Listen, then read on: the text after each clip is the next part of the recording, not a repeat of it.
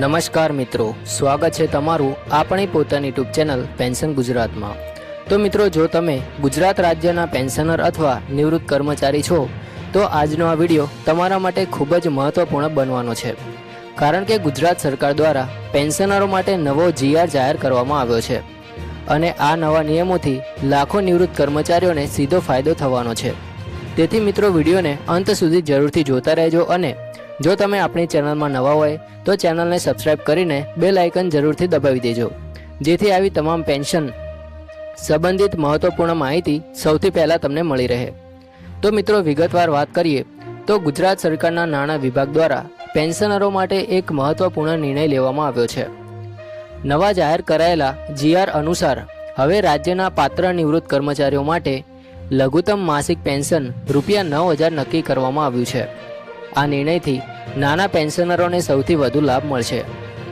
ઘણા એવા નિવૃત્ત કર્મચારીઓ હતા જેમને ખૂબ જ ઓછી પેન્શન મળતી હતી, પરંતુ હવે સરકાર દ્વારા તેમને ન્યૂનતમ આર્થિક સુરક્ષા આપવામાં આવશે। મિત્રો, આ નિર્ણયને કારણે હજારો પરિવારોમાં ખુશીનો માહોલ જોવા મળી રહ્યો છે। મિત્રો, હવે વાત કરીએ મોંઘવારી ભથ્થાની એટલે કે ડીએ અને ડીઆર વધારાની।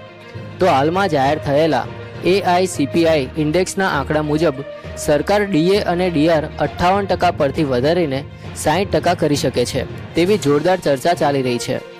જો આ વધારો મંજૂર થાય છે તો પેન્શનરોની માસિક આવકમાં સીધો વધારો થશે। આજના મોંઘવારીના સમયમાં આ વધારો નિવૃત્ત કર્મચારીઓ માટે મોટી રાહત સાબિત થઈ શકે છે, ખાસ કરીને દવાઓ, સારવાર અને ઘર ખર્ચમાં સતત વધારો થતો હોવાથી પેન્શનરો લાંબા સમયથી ડીએ વધારાની રાહ જોઈ રહ્યા હતા। મિત્રો, હવે સૌથી અગત્યની વાત કરીએ તો સરકાર દ્વારા પેન્શન ચાલુ રાખવા માટે 3 ખાસ નિયમો ફરજિયાત બનાવવામાં આવ્યા છે।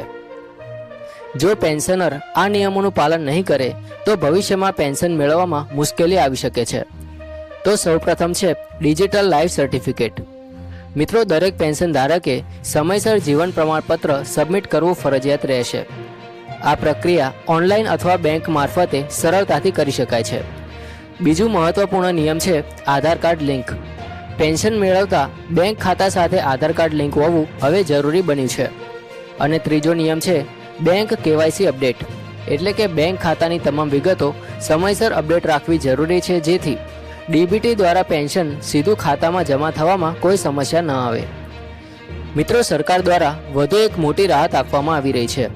જો કોઈ પેન્શનરના નામમાં આધાર કાર્ડ અથવા અન્ય દસ્તાવેજોમાં નાની ભૂલ હશે તો હવે માત્ર આ કારણોસર પેન્શન અટકાવવામાં આવશે નહીં, પરંતુ સરકારે સલાહ આપી છે કે આવી ભૂલો સમયસર સુધારી લેવી ખૂબ જ જરૂરી છે, જેથી ભવિષ્યમાં કોઈ તકલીફ ઊભી ન થાય। મિત્રો, હવે વાત કરીએ EPS 95 પેન્શન યોજના અંગે। તો હાલમાં લાખો ખાનગી અને અસંગઠિત ક્ષેત્રના નિવૃત્ત કર્મચારીઓને માત્ર ₹1,000 જેટલી પેન્શન મળે છે, પરંતુ હવે કેન્દ્ર સરકાર દ્વારા આ લઘુત્તમ પેન્શન ₹7,500 સુધી વધારવાની ચર્ચા ચાલી રહી છે। શ્રમ મંત્રાલય અને વિવિધ પેન્શનર સંગઠનો વચ્ચે આ મુદ્દે ચર્ચા શરૂ થઈ ગઈ છે। જો આ નિર્ણય અમલમાં આવશે તો લાખો EPS 95 પેન્શનરોને મોટી આર્થિક રાહત મળશે। અને મિત્રો, હવે અંતમાં સૌથી મહત્વપૂર્ણ અપડેટની વાત કરીએ તો ગુજરાત સરકારે ગ્રેજ્યુઇટીની મર્યાદામાં પણ વધારો કર્યો છે। નિવૃત્તિ અથવા અવસાનના કિસ્સામાં મળતી ગ્રેજ્યુઇટીની રકમમાં ₹5 લાખ સુધીનો વધારો કરવામાં આવ્યો છે। આ નિર્ણય નિવૃત્ત થતા કર્મચારીઓ માટે ખૂબ જ લાભદાયક સાબિત થશે અને તેમના પરિવારને પણ આર્થિક સહારો મળશે। તો મિત્રો, આજના વિડીયોમાં આપણે ગુજરાત સરકાર દ્વારા જાહેર કરાયેલા નવા જીઆર, લઘુત્તમ પેન્શન, ડીએ અને ડીઆર વધારો, KYC નિયમો, EPS 95 અને ગ્રેજ્યુઇટી વધારા વિશે સંપૂર્ણ માહિતી મેળવી।